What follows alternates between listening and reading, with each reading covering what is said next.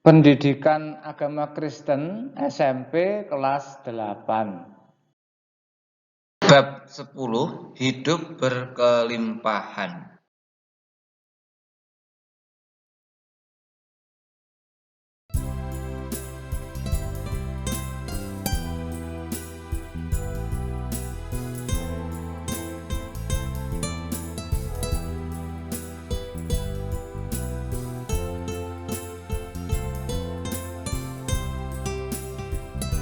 Bahan bacaan Mazmur 37 ayat 23 sampai 26 dan 1 Korintus 15 ayat 54 sampai 58.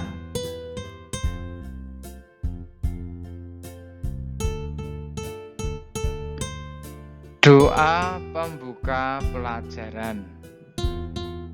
Ya Tuhan Allah Bapa kami yang ada di kerajaan surga yang mulia, dikuduskanlah namamu, datanglah kerajaan-Mu, jadilah kehendak-Mu di bumi seperti di surga.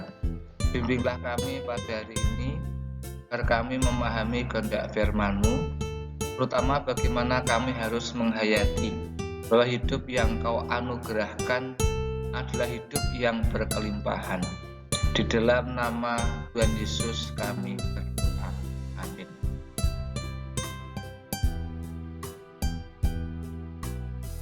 Sebelum lebih lanjut, jangan lupa tekan like, subscribe, tekan lonceng, dan share.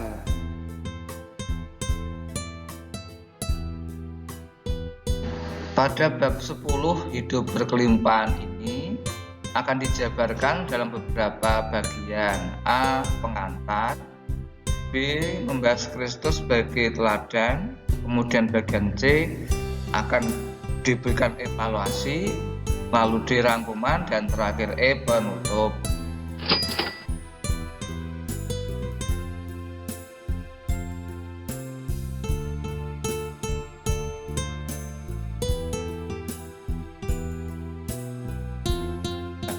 Apakah kamu merasa bangga menjadi pengikut Kristus?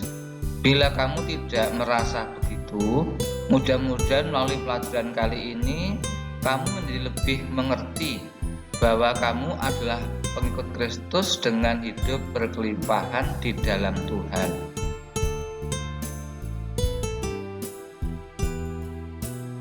Pada bagian ini kita akan membahas bagian Kristus sebagai teladan hidup kita. Apa artinya menjadi pengikut seorang pemimpin? Artinya, apa yang dikatakan pemimpin menjadi suatu pegangan yang harus diikuti. Mengapa demikian? Karena pemimpin adalah yang memiliki pengetahuan lebih dari pengikutnya tentang apa yang ingin dicapai dan bagaimana mencapainya. Bila seseorang tahu apa yang ingin dicapai dan bagaimana mencapainya, mungkin ia tidak lagi memerlukan pemimpin. Jadi seorang pemimpin diperlukan dalam situasi di mana orang tidak tahu apa yang ia perlu peroleh dan bagaimana ia memperoleh hal itu. Masa hidup dunia, Tuhan Yesus adalah seorang pemimpin. Manapun ia pergi, banyak orang mengikutinya. Pertama-tama banyak orang sakit yang ingin disembuhkan dari kuasa adiknya. Maka terselah berita tentang dia di seluruh Syria dan dibawalah kepadanya semua orang yang buruk keadaannya, yang menderita berbagai penyakit dan sengsara, yang kerasukan, yang sakit ayan, dan yang lumpuh. Lalu Yesus menyembuhkan mereka. Maka orang banyak berbondong-bondong mengikuti dia. Mereka datang dari Galilea dan dari Dekapolis, dari Yerusalem dan dari Yudea dan dari seberang Yordan, seperti dijelaskan dalam Matius pasal 4 ayat 24 sampai 25.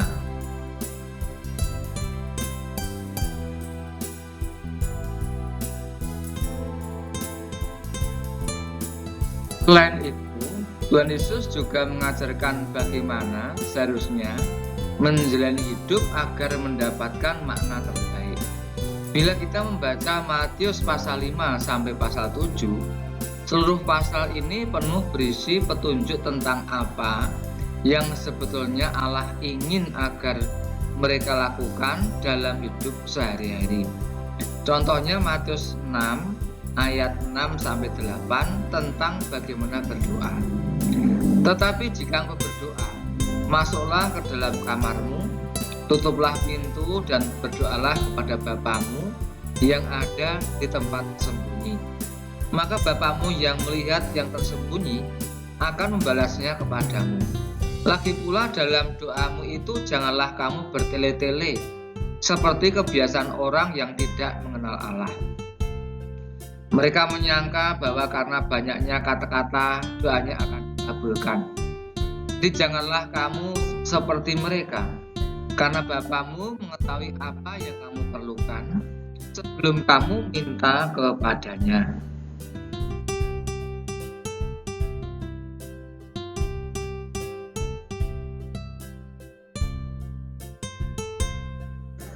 Dari pesan Tuhan Yesus ini, kita pelajari sedikitnya 3 hal. 1. Menaikkan doa bukanlah tindakan yang bertujuan untuk mendapatkan pujian dari orang lain, melainkan untuk membina hubungan pribadi dengan Allah.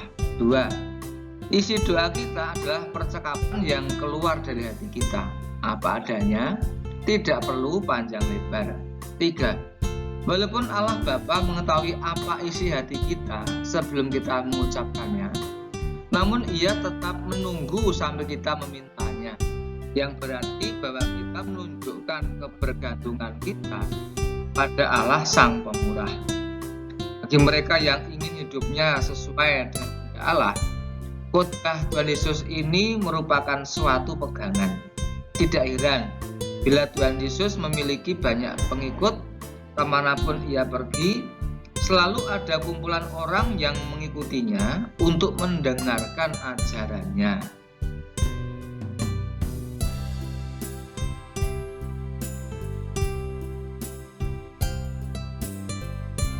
Namun, Barna menegaskan bahwa menjadi pengikut Kristus bukanlah sekedar mengikuti Kristus kemanapun ia pergi, melainkan mengikuti melalui sikap hidup dan gaya hidup kita.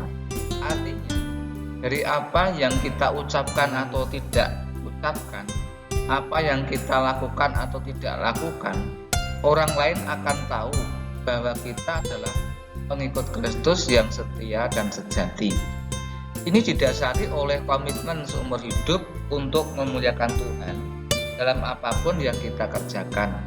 Contohnya, teman-teman sekelas menyontek satu ujian, memilih untuk tidak menyontek karena kita memilih untuk bersikap jujur dan bukan menipu. Bagaimana kita bisa menjadi pengikut Kristus yang sungguh-sungguh?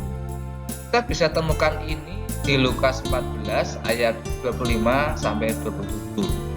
Pada suatu kali banyak orang berduyun-duyun mengikuti Yesus dalam perjalanannya. Sambil berpaling ia berkata kepada mereka, "Jikalau seorang datang kepadaku dan ia tidak membenci bapaknya, ibunya, istrinya dan anak-anaknya, saudara-saudaranya, laki-laki atau perempuan, bahkan nyawanya sendiri, ia tidak dapat menjadi muridku. Barang siapa tidak memikul salibnya dan mengikuti aku, ia tidak dapat menjadi muridku." Ayat-ayat ini mengajarkan bahwa ada syarat yang harus dipenuhi untuk mengikuti Yesus Kristus. Ketaatan kita kepada Yesus haruslah mengatasi segala ketaatan lainnya yang kita miliki.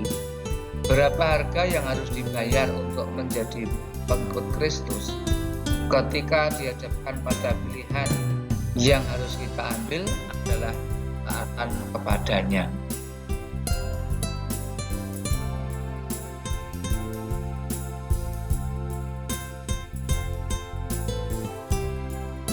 Hukum yang kita terima dari ajaran Tuhan Yesus adalah tentang mengasihi Hukum yang pertama harus kita lakukan adalah mengasihi Tuhan dengan sepenuh hati, segenap jiwa, dan segenap akal budi. Matius 22 ayat 37. Apakah kita sungguh-sungguh mengasihinya di atas segalanya yang ditawarkan dunia? Setelah itu kita harus mengasihi sesama manusia seperti diri kita sendiri. Matius 22 ayat 39. Kecenderungan manusia adalah mementingkan diri sendiri dan mengorbankan orang lain demi mendapatkan apa yang ia inginkan. Tetapi hukum yang diajarkan Tuhan ini justru mengajarkan kita untuk mengasihi orang lain seperti kita mengasihi diri kita sendiri. Bila ini dipraktekkan oleh semua orang di dunia ini, tentu kita akan mengalami hidup dalam damai sejahtera. Tidak ada lagi perkelahian, pertikaian, atau perang. Sayangnya, tidak semua umat manusia memahami apa yang diinginkan oleh Tuhan yang menginginkan kebaikan umat yang dikasihinya.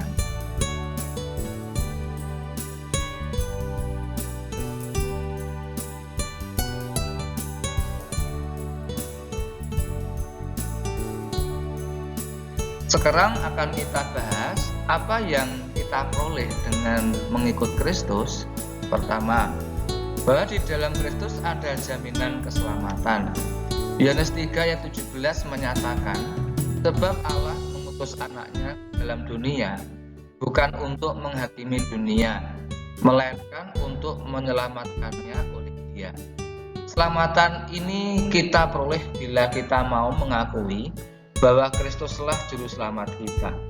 Di dalam Kristus, kita mendapatkan jaminan keselamatan bahwa hidup kita setelah berakhir di dunia ternyata berlanjut di surga dan bukan di api penghukuman. Dari mana kita tahu tentang hal ini? Di Yohanes 14 ayat 2-3, Yesus mengatakan begini, di rumah Bapakku banyak tempat tinggal. Jika tidak demikian, tentu aku mengatakannya kepadamu, sebab aku pergi ke situ untuk menyediakan tempat bagimu. Dan apabila aku telah pergi ke situ dan telah menyediakan tempat bagimu, aku akan datang kembali membawa kamu ke tempatku, sebab di tempat di mana aku berada, kamu pun berada. Indah sekali bukan janji Tuhan Yesus ini? Coba bandingkan dengan mereka yang tidak mengenal Yesus. Karena itu tidak memiliki pengetahuan apa yang akan terjadi saat mereka mengalami kematian.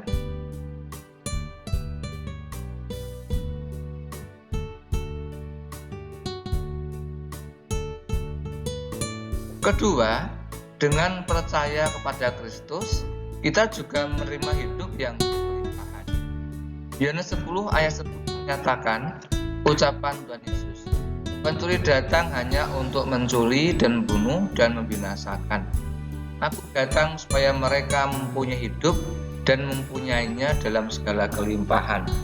Sungguh benar, hidup di dalam Tuhan adalah hidup yang penuh kelimpahan. Mengapa demikian? Karena Tuhan sudah memberikan petunjuk melalui firman-Nya seperti yang kita baca di dalam Alkitab. Apa yang harus kita lakukan melalui hubungan yang akrab dengan Tuhan, melalui pembacaan Alkitab yang bersekutuan dengan sesama, kita akan mendapatkan kekuatan untuk menjalani hidup dengan kelimpahan yang sudah dikaruniakannya.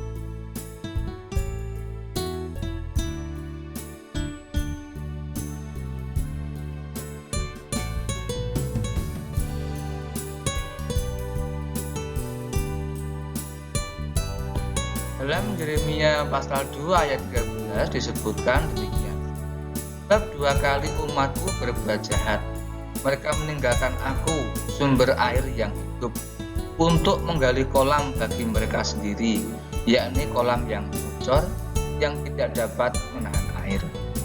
Apakah kamu bisa membedakan antara sumber air dengan kolam buatan manusia yang bisa bocor, sehingga tidak dapat menahan air? Mana yang akan kamu pilih?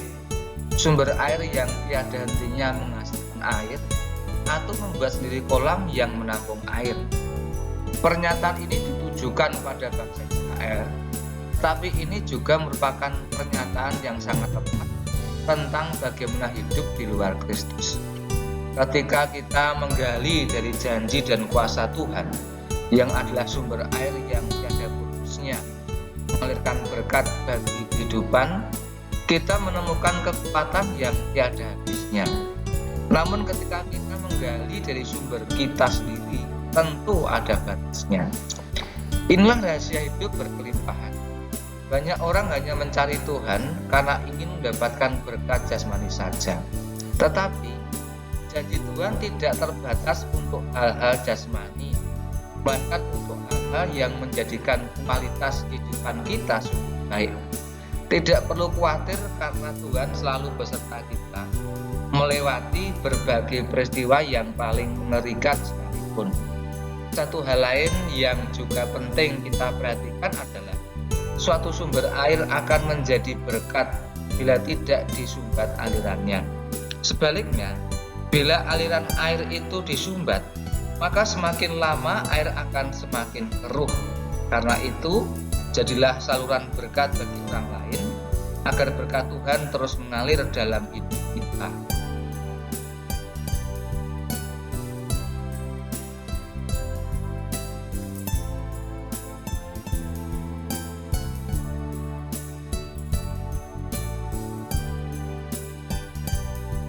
Harus diakui bahwa tawaran yang diberikan dunia ini menarik. Coba kamu perhatikan iklan-iklan yang ada di media massa atau yang dipasang di pinggir-pinggir jalan. Kenikmatan kopi yang asli hanya diperoleh dari. Kini saatnya Anda berlibur bersama keluarga ke. Iklan ini mengarahkan kita untuk melakukan hal yang belum tentu kita perlukan. Ketika kita memikirkan hal-hal yang ditawarkan dunia, prioritas hidup kita beralih. Ada hal-hal duniawi yang tidak kekal artinya, yang akan binasa, padahal bukan ini yang Tuhan inginkan. Iblis dapat menggunakan banyak cara untuk membuat perhatian dan hati serta pikiran kita beralih dari Tuhan. Karena itu, hendaknya kita bijak dalam mewaspadai apa saja hal-hal yang dapat membuat perhatian kita beralih dari Tuhan. Nabi Hosea pernah menyampaikan Tuhan kepada bangsa Israel, "Umatku binasa karena tidak mengenal Allah. Karena engkaulah yang menolak pengenalan itu, maka aku menolak engkau menjadi imamku. Dan karena engkau melupakan pengajaran Allah, maka aku juga akan melupakan anak-anakmu." Hosea pasal 4 ayat. Ayat ini mengingatkan kita sebagai umat Tuhan bahwa hidup tanpa pengetahuan Allah akan membuat kita kehilangan arah sampai akhirnya Tuhan sendiri yang melupakan kita.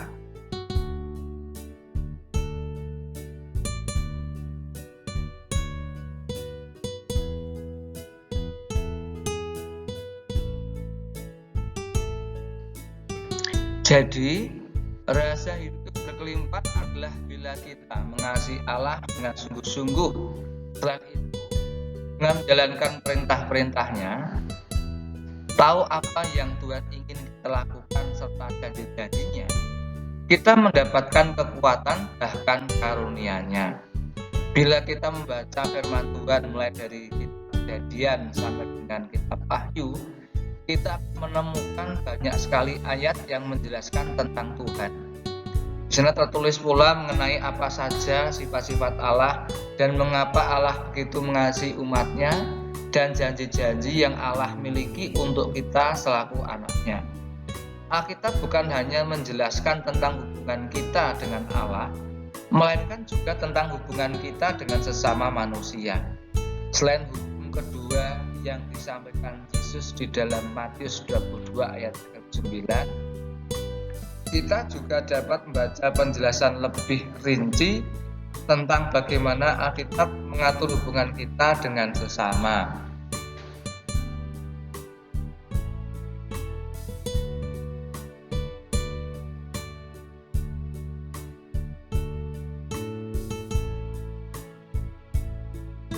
Satu, sebutkan sedikitnya dua hal.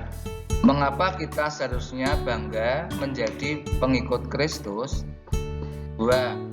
Di mana kita tahu bahwa hidup di dalam Tuhan adalah hidup yang berkelimpahan? 3. Apa yang harus kita lakukan untuk mendapatkan hidup berkelimpahan? 4. Pikirkan tentang sesuatu kebiasaan atau hobi yang mungkin kamu senang lakukan, tapi ternyata setelah kamu pikirkan ulang, belum tentu melakukan hal itu menyenangkan hati Tuhan. Apakah kamu rela meninggalkan kebiasaan atau hobi itu sebagai syarat untuk mengikut Kristus dengan sungguh-sungguh?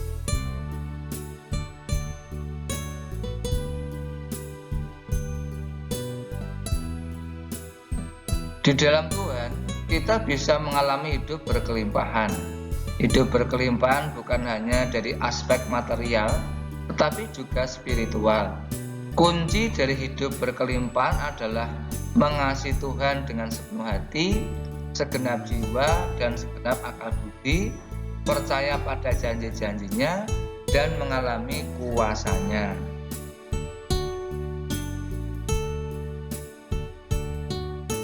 Untuk mengakhiri pelajaran kita hari ini, marilah kita berdoa.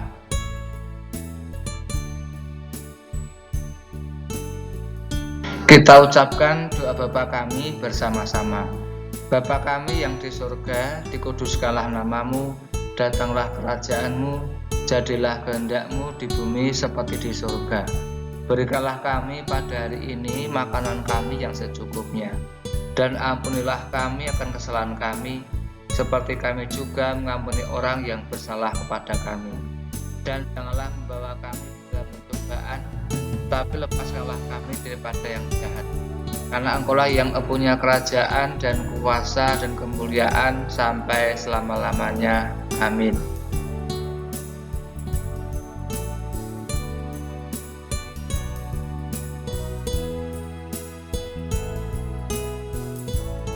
Menghayati terus warisan iman gereja-gereja perdana, mari kita ucapkan 12 pengakuan iman rasuli. 1. Aku percaya kepada Allah Bapa yang Maha Kuasa, Khalik langit dan bumi. 2. Dan kepada Yesus Kristus, anaknya yang tunggal Tuhan kita. 3. Yang dikandung daripada Roh Kudus, lahir dari anak darah Maria. 4. Yang menderita sengsara di bawah pemerintahan Pontius Pilatus, disalibkan, mati dan dikuburkan, turun ke dalam kerajaan maut. 5. Pada hari ketiga, bangkit pula dari antara orang mati. 6. Naik ke surga, duduk di sebelah kanan Allah Bapa yang Maha Kuasa. 7. Dan akan datang dari sana untuk menghakimi orang yang hidup dan yang mati. 8. Aku percaya pada Roh Kudus.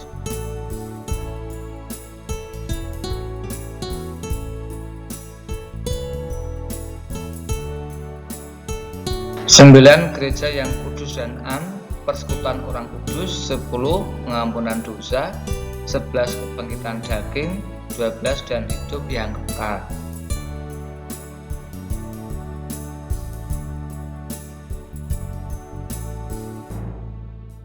Demikian dahulu pelajaran kali ini. Sampai jumpa pada kesempatan berikutnya. Tuhan Yesus memberkati. Sekali lagi, jangan lupa tekan like,